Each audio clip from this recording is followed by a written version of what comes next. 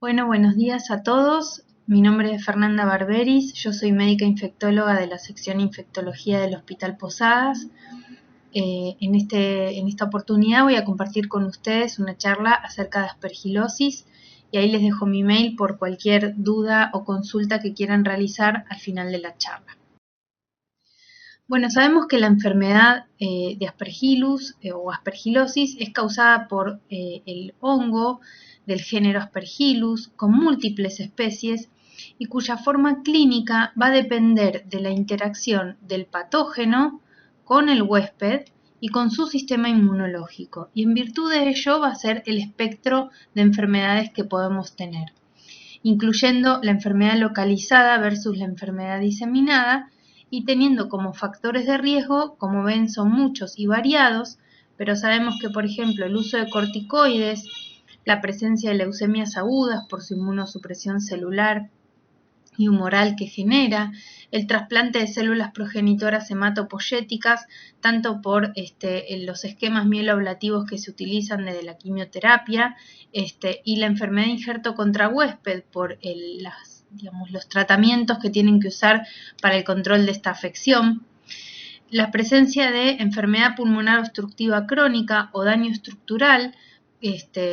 cualquier daño estructural que puedan tener en el parénquima, ya que altera la actividad mucociliar, que es la primera barrera de defensa que tenemos en las vías respiratorias para evitar la progresión de algunos patógenos, y en otros casos, como ser la infección grave por virus sincicial respiratorio, por virus influenza, recientemente descritas las infecciones por Aspergillus asociadas a infección grave por SARS-CoV-2,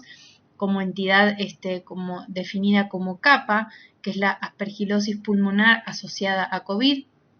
dado por la presencia previa de colonización de la vía aérea del hongo Aspergillus y el daño que generan estos virus respiratorios específicamente sobre el epitelio respiratorio, facilitando el avance y la progresión del hongo a través de las vías respiratorias, generando enfermedad invasiva. Sabemos que el hongo Aspergillus es un hongo filamentoso, es ubicuo, con lo cual está disperso en el ambiente y es imposible evitar inhalarlo. La exposición es durante años y más aún en sitios que se encuentran en construcción, describiendo a veces brotes hospitalarios. Y las especies más frecuentes que causan enfermedad son por lejos Aspergillus fumigatus. Esta es una colonia en una placa de Petri a modo ilustrativo, Aspergillus flavus,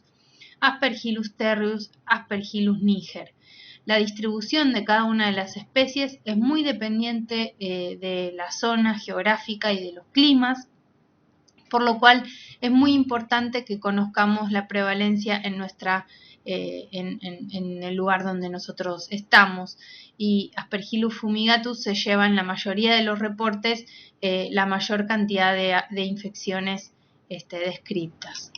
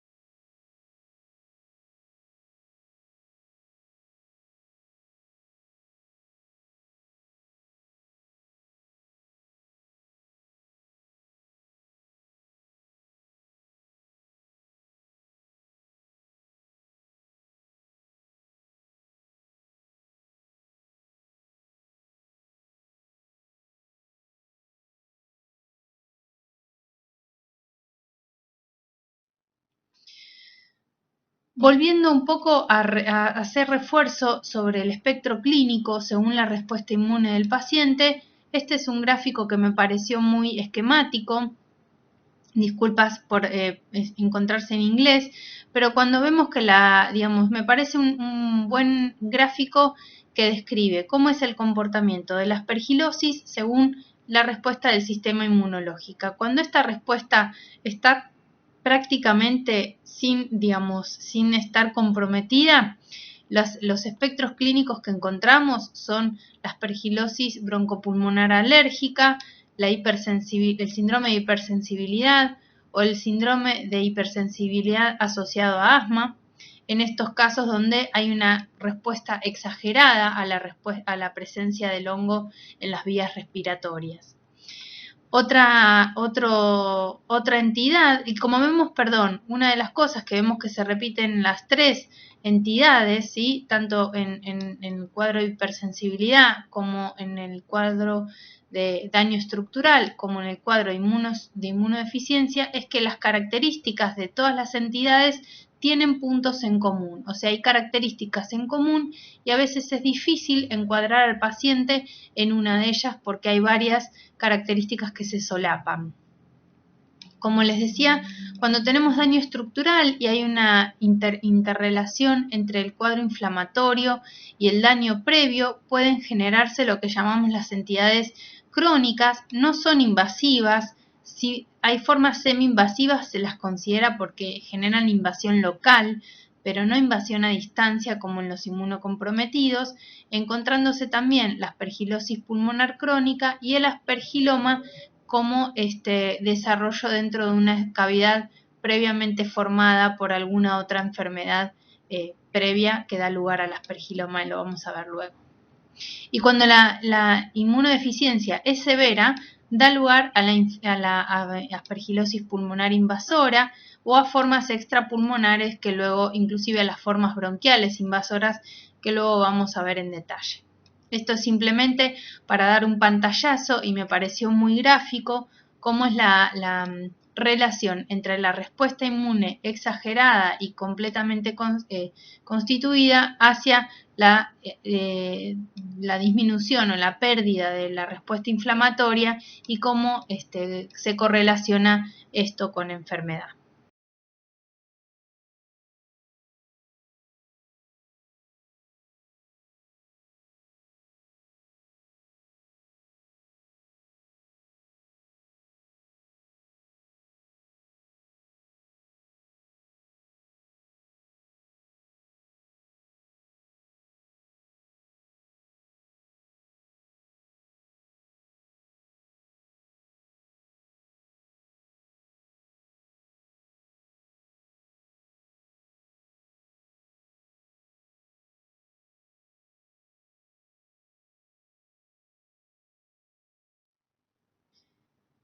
El aspergiloma habitualmente se desarrolla por colonización previa de una cavidad preformada, en general secuelas de tuberculosis cavitarias o personas con sarcoidosis o con bullas. Hay una colonización previa y esto facilita con el tiempo a la multiplicación fúngica dentro de esta cavidad y comienzan los síntomas que a veces pueden ser bastante tardíos en su aparición. Generalmente la forma más frecuente de manifestación es la hemoptisis autolimitada y fíjense como en aquellos pacientes que tienen una tuberculosis cavitada, el 20% puede desarrollar dentro de los 3 años posteriores a la tuberculosis aspergiloma. Tanto pueden ser colonizadas o infectadas por aspergillus o por algún otro patógeno.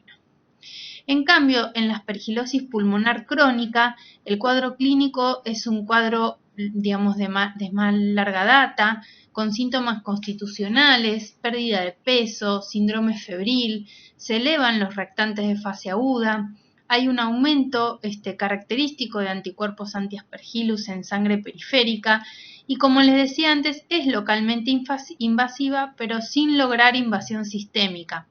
lo que lleva esto a un círculo redundante o vicioso entre la cavitación, la fibrosis, el engrosamiento pleural y esto ser acompañado de defectos en el aclaramiento mucociliar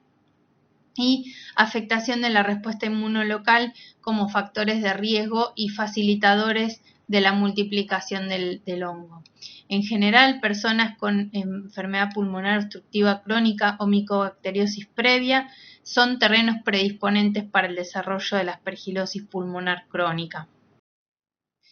El diagnóstico entonces lo vamos a establecer mediante el cuadro clínico que se presenta, como dijimos, el diagnóstico de aspergilosis pulmonar crónica se manifiesta como tos crónica productiva, fiebre, pérdida de peso, disnea, astenia, hasta ahí bastante parecido a un cuadro de tuberculosis. Las imágenes nos van a ayudar a establecer si vemos una cavidad única con una bola fúngica en el centro, esto es diagnóstico de aspergiloma. Habitualmente recordemos que no tiene tanto espectro de cuadro clínico, más bien, como les decía, esto es el diagnóstico básicamente de la aspergilosis pulmonar crónica, pero a veces puede ser manifestación del aspergiloma, que lo vamos a detectar rápidamente por tomografía. Y en el caso de la aspergilosis pulmonar crónica, dijimos, el cultivo de esputo en el 50% o más son positivos para desarrollo de aspergillus, y las serologías con anticuerpos anti-aspergillus son bastante sugestivas de esta entidad. La aspergilosis en personas atópicas, convengamos que se caracteriza por dos tipos de entidades, como ser la aspergilosis broncopulmonar alérgica y el asma severa con hipersensibilidad fúngica.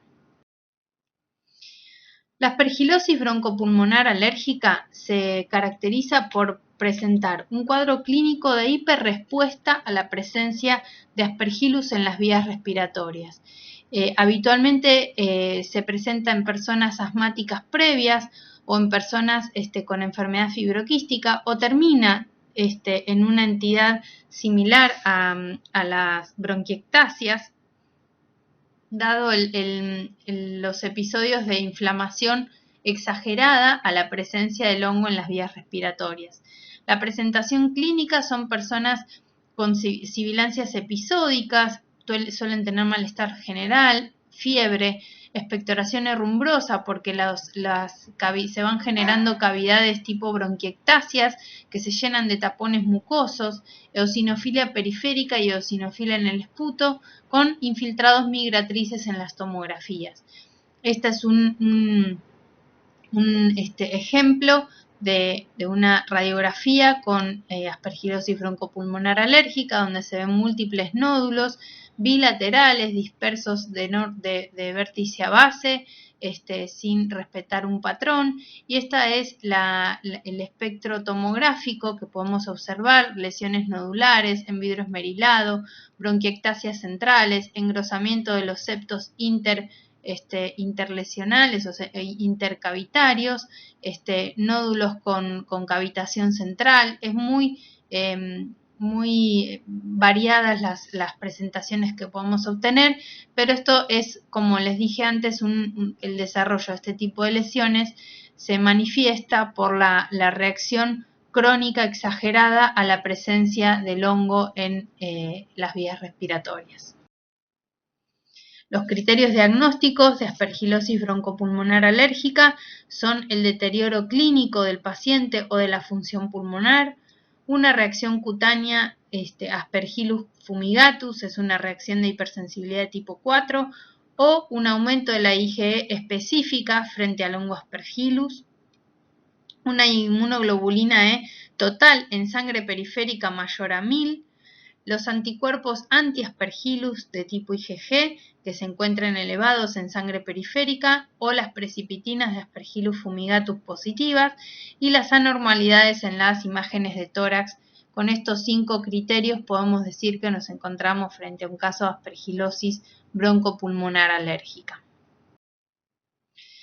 Otra entidad como dentro de los cuadros clínicos en personas atópicas, es el asma severo con hipersensibilidad fúngica. Y esto no es ni más ni menos que la manifestación de un asma refractaria al tratamiento con corticoides por hipersensibilidad o con hipersensibilidad a la colonización fúngica, lo que lleva a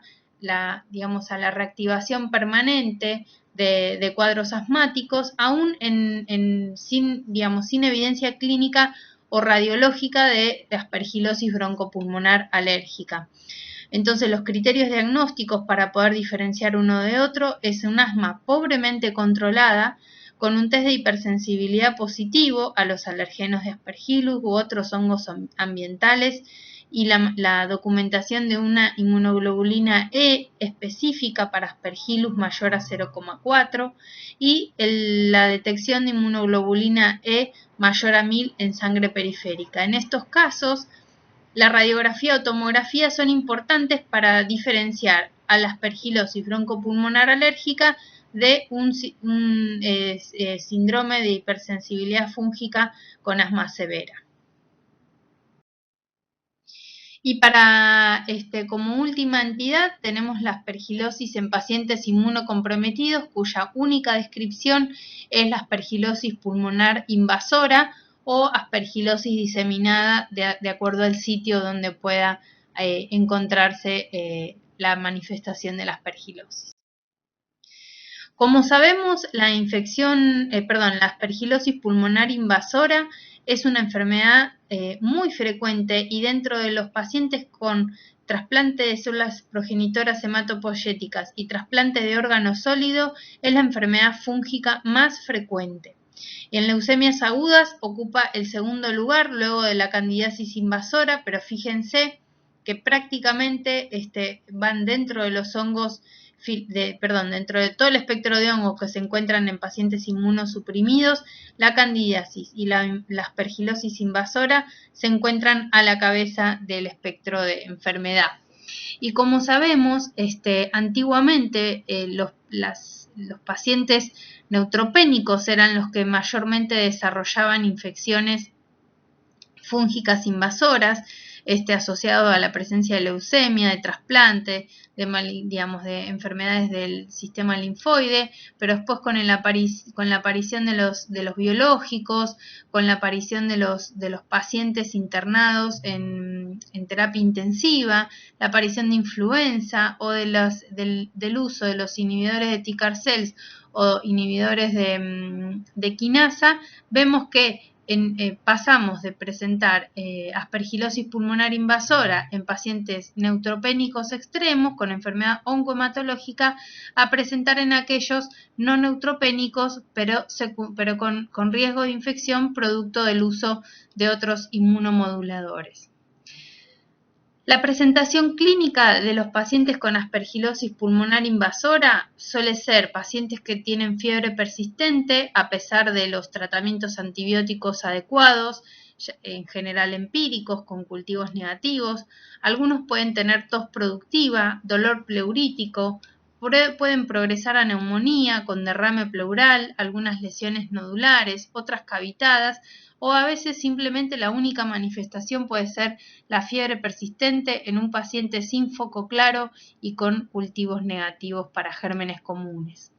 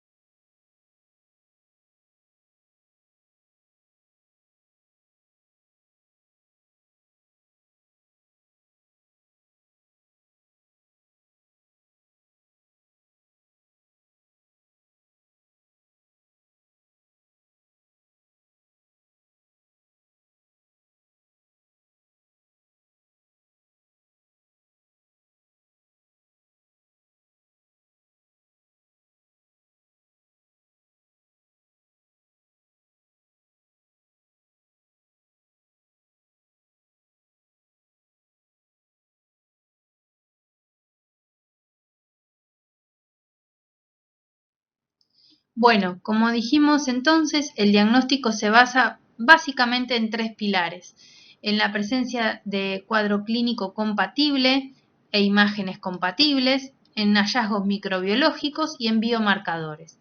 En los pacientes que tengan factores de riesgo, como ya mencionamos, presentan signos de infección, como ser tos, fiebre persistente, cefalea, dolor sinusal en aquellos que pueden tener afectación rinosinusal, nódulos en piel, como por ejemplo en los trasplantes de órgano sólido, y tomografía o radiografía con lesiones nodulares, con halo perilesional de tipo de vidrio esmerilado y signo del aire creciente. Entonces ya tenemos una sospecha inicial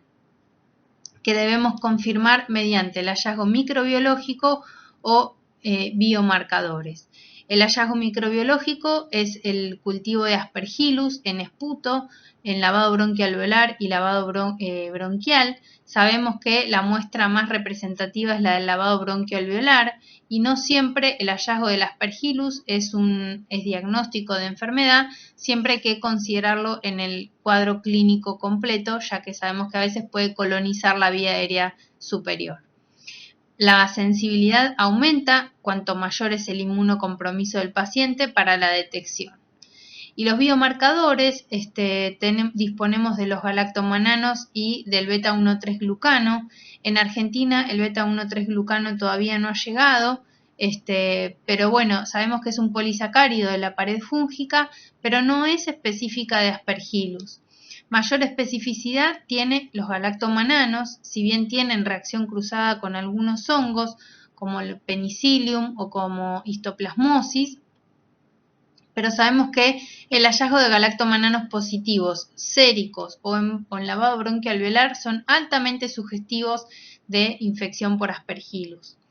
Los galactomananos se pueden hacer en suero periférico y se anticipan, la positivización de ellos se anticipan a la aparición de lesiones tomográficas en casi 1 o 2 semanas, con lo cual, haciendo galactomananos séricos periféricos y encontrando 2 o más positivos en mayor a 0,5 o 1 de 0,7, ya consideramos positiva la aspergilosis pulmonar posible, dado que el galactomanano es un azúcar que se libera a la sangre al momento de la reproducción o la multiplicación fúngica, con lo cual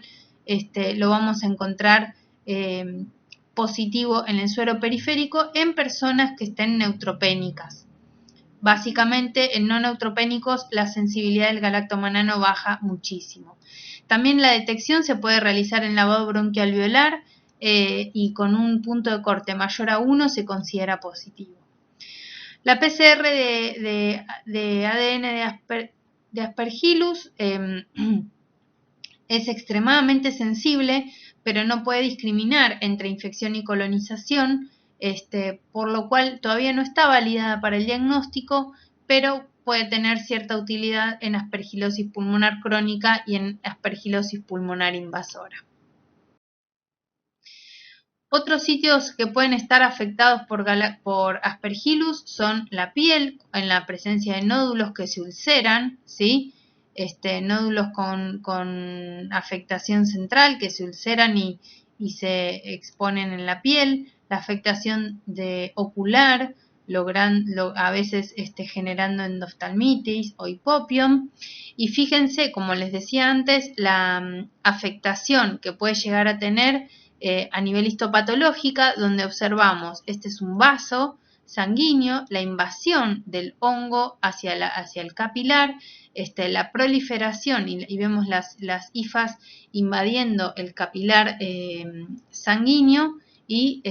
logrando necrosis central y isquemia distal por obstrucción, por isquemia por angioinvasión.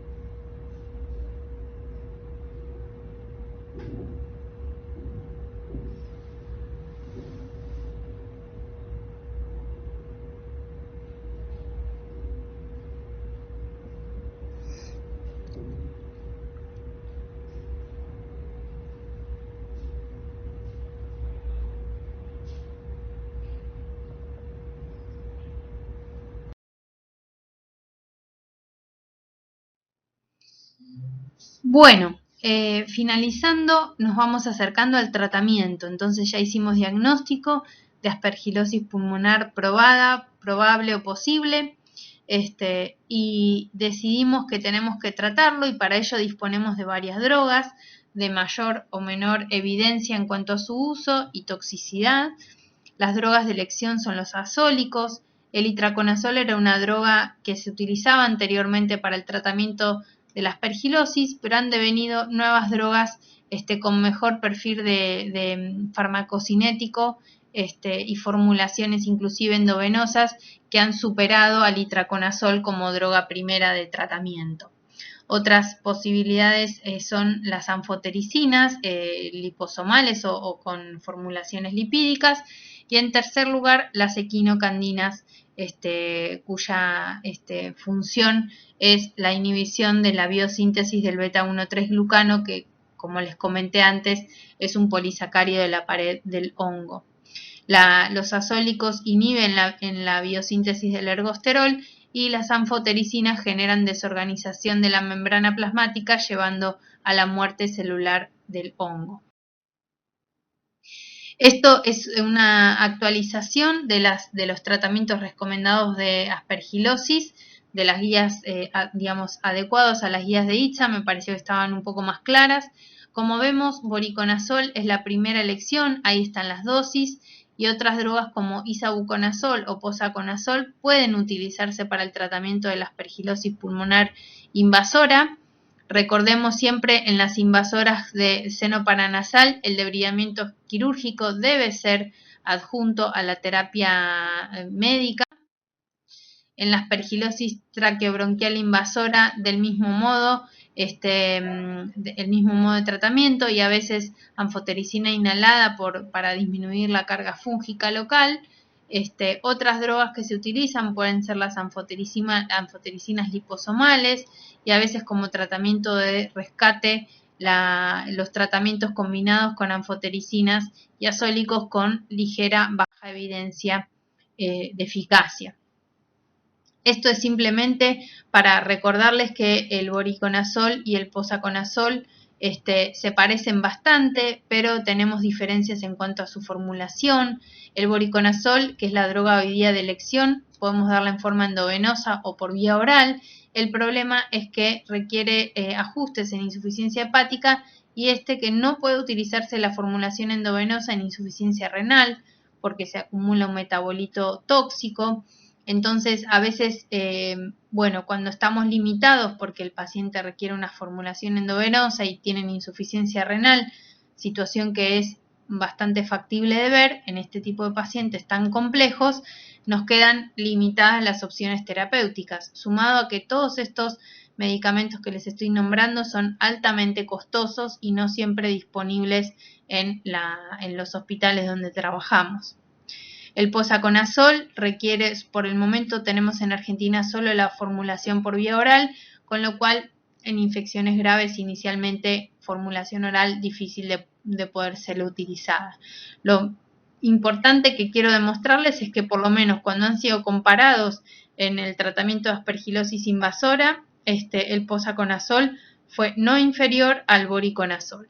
¿sí? Esto es simplemente para que ustedes vean que no se separan las curvitas, siendo ambos bastante similares en su respuesta. El isavuconazol es una droga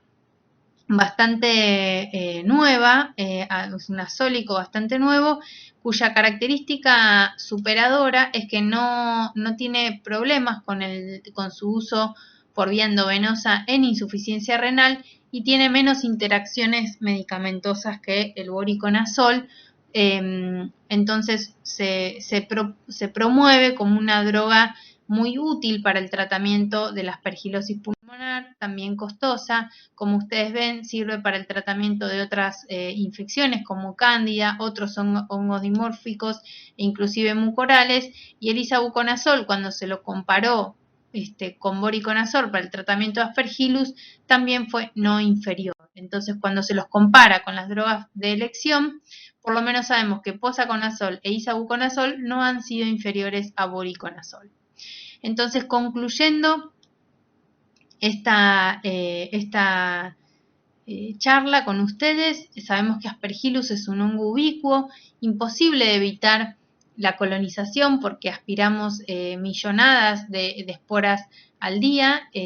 pero bueno, esto sabemos que la manifestación clínica de este hongo va a depender del huésped y su inmunidad, y que diferenciar a veces colonización e infección puede ser difícil en algunos escenarios, más que nada en inmunocompetentes. Las formas clínicas tienen características que se solapan o se entrecruzan entre sí y no siempre es fácil ubicar un cuadro clínico dentro de una entidad. Debemos pensar en este patógeno aún en huéspedes no inmunosuprimidos, como nos ha enseñado recientemente el COVID, en pacientes con EPOC, pacientes con influenza grave, siempre sospecharlo ante la no respuesta a otras entidades más frecuentes, y recordar que el tratamiento con azólicos es el tratamiento de elección, entre ellos voriconazol, posaconazol e isavuconazol parecen ser bastante similares, cada uno con algunas ventajas y desventajas a ser elegidos al momento de definir con cada uno de los huéspedes. Bueno, desde ya les agradezco muchísimo la atención y los espero para cualquier consulta que podamos hacer en forma presencial en el hospital, o si no, al mail estoy abierta a intentar darles respuesta. Les agradezco mucho, gracias por su atención.